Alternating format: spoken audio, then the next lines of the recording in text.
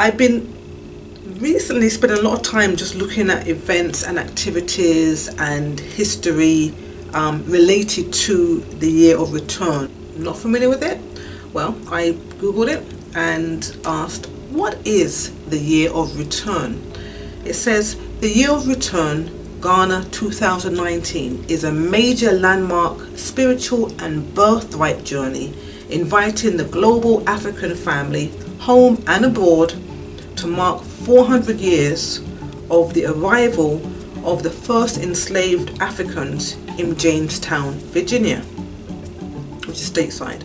The arrival of enslaved Africans marked a sordid and sad period when our kith and kin were forcefully taken away from Africa into years of deprivation, humiliation, torture and slavery. While August 2019 marks 400 years since enslaved Africans arrived in the US, the Year of Return celebrates the cumulative resilience of all the victims of the transatlantic slave trade who were scattered and displaced through the world in North America, South America, the Caribbean, Europe and Asia. What I learned as a child about Africa is very different than what I have been learning about Africa in my adult years. So my thinking about Africa has changed around 360 degrees. And I think it's important to share that journey, especially in terms of the Year of Return, because it gives it much more meaning and relevance. So for me, history is something that I have always loved to learn about, with the exception of when we learned about Africa. As a young student going to school back then in London, England, I didn't have a great experience in terms of learning African history. Stepping back to my years in high school. So I was 12, 13, 14, 15. I am in my history class. I'm looking around, let's say there are about 20, 25 students in there, and I am one of maybe 2 or 3 students of color in the classroom. So we're in the classroom, they're dimming the lights, which means that we're going to watch a reel-to-reel. So back in those days, those were those big reels.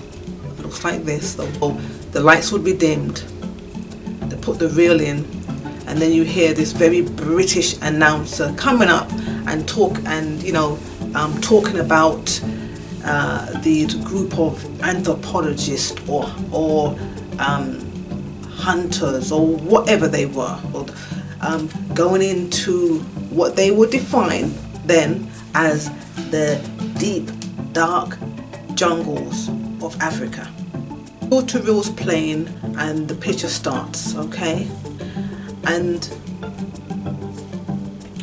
I kid you not, they would, you'd see them heading towards a little village. It wasn't one of those quaint little English villages, that we were used to seeing, okay, and known about in England. It was one of those mud hut, dry earth, no grass around kind of villages, right? So this was the representation of Africa for me back in my young days as a child. They show it to you on a screen, right? So you're seeing, let's see, 4 or 5 little mud huts. So there's nothing that I could see in that village, just the physical setup of it, that I could identify with being born and raised in England, right? And most of these were nomadic tribes. So the camera pans onto the little mud hut. You see a woman comes out, right?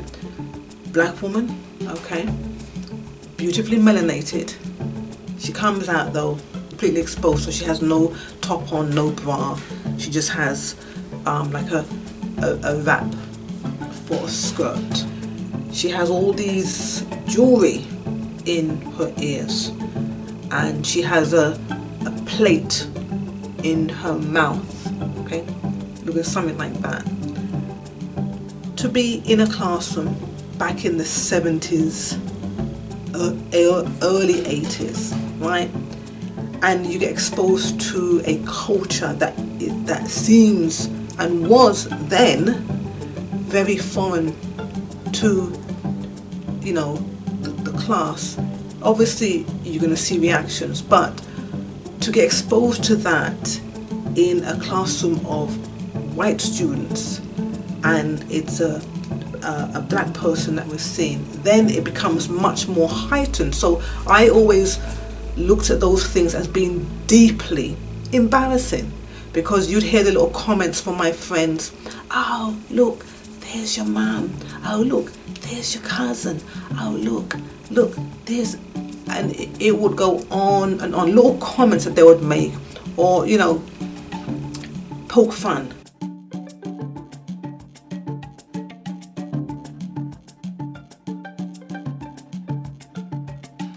And I can actually see myself back in the classroom at that stage in my life, sitting in my chair, happy that it was, you know, there was not too much light because the projector was on, and then slowly see myself sinking slower and slower and slower and slower into my chair, just really wanting to really become invisible, you know. And I really didn't check from, you know, what that did for me as a student and as a young person, because, you know, you're living the experience then and there. Now, as a woman in my middle age, and, you know, I'm in my 50s now, and I can, you know, look at history from a different perspective and from in a more mature way. But I can really say that the way that I learned about Africa as a young child, it was very humiliating. Africa was not presented in any way that was positive. Just off my head, I can say, when I was taught about Africa as a child, I looked at Africa as being dirt floors, mud huts. The people there were alien to me. There was nothing that I could associate, connect myself to. Not only that, but can you imagine being a 12 or 13-year-old and seeing grown women with nothing covering their top, so their whole breast area is exposed, and the camera's all up there, you know, fully showing the women. Like there was no regard or something that would counter and say, you know, this is the tribal dress, and this is the common way that the people in this part of the world live, and that would explain it to make it okay. Showing that type of video to young children at that stage, traumatizing. What they presented of Africa, there was not a historical viewpoint. Africa was always presented as being the dark continent, the uncivilized continent, the wild continent, a continent that was, if anything was built up, it was because Europeans came there and built it up. It was always presented as one that had huge problems in terms of famine, and you'd see they would be very happy to pan the camera around villages and show you starving children with flies in their mouth and in their eyes, and huge, you know, distended bellies. Never felt comfortable to learn about Africa. I never heard them say the mother country. I never heard them say this wonderful civilization. It was always something derogatory, always something with a racist sting to it. It was always something that to be disregarded, to be ignored, to be looked down upon. As a child, if you asked me places in the world I would like to go to, Africa would not even be on that list because of how it was presented. And I think very much so I was shortchanged, just like many other people of colour who grew up like me, and maybe you're one of them, in the 70s, going to school in England. And not only just people of colour, but I'm thinking about my classmates, my white classmates, who were also taught the same thing. They too were shortchanged because from that type of learning, right, from that exposure to what Africa was supposed to have been, then they developed their own kind of prejudices against Africa. When we learned about other countries around the world, there wasn't any place that was more looked down upon than Africa, that was easily negated than Africa, you know. And all the while that they're teaching you this as a child, that slowly you're becoming not fearful, but just disinterested and not feeling any connection, and not wanting to have any connection, because who wants to be associated with anywhere, with anything that is not revered, anything that is looked down upon? Who wants to be associated with that? You know, it's like constantly keeping Africa in a ghetto type of status, and then saying, well, your people are from there, that's you. And that was the humiliating thing about it. And the funny thing is, as much as they demonize Africa, look at the great wealth that has been taken from Africa and played a major role, the foundation stone, the cornerstone, okay, of the wealth that has developed Europe. If it wasn't the physical wealth, the resources, then what about the people that were taken out from the slave trade 400 years? Hence what I just read about the year of return. What about the wealth that was taken out just in terms of the millions of people, man, woman power, skills, knowledge that these people possessed, that they were taken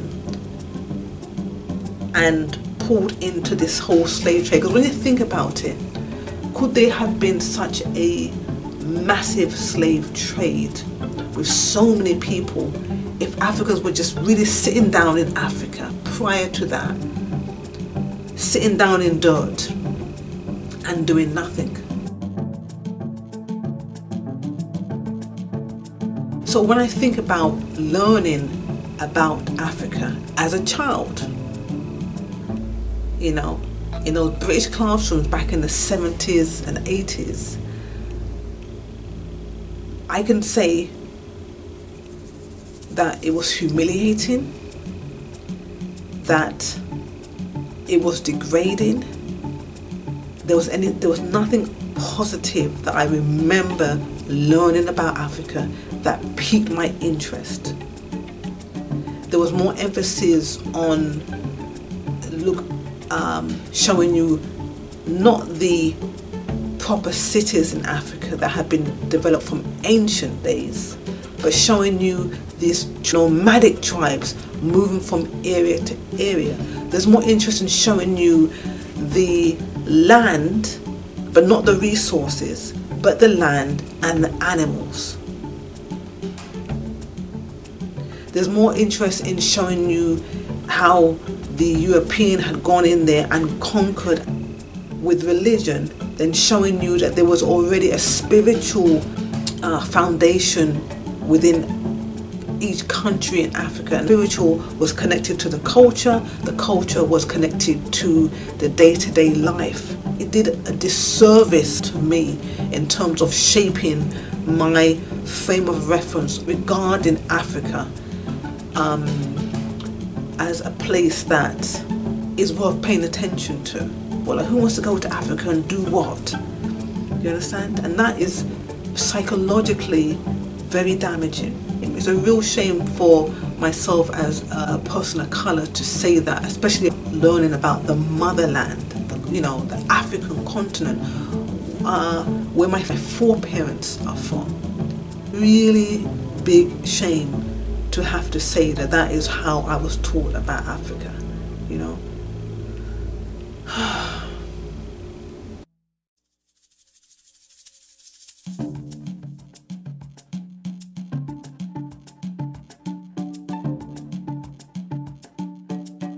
How were you taught about Africa as a young person, especially if, like me, you're in your 50s, you went to school in the 70s and 80s?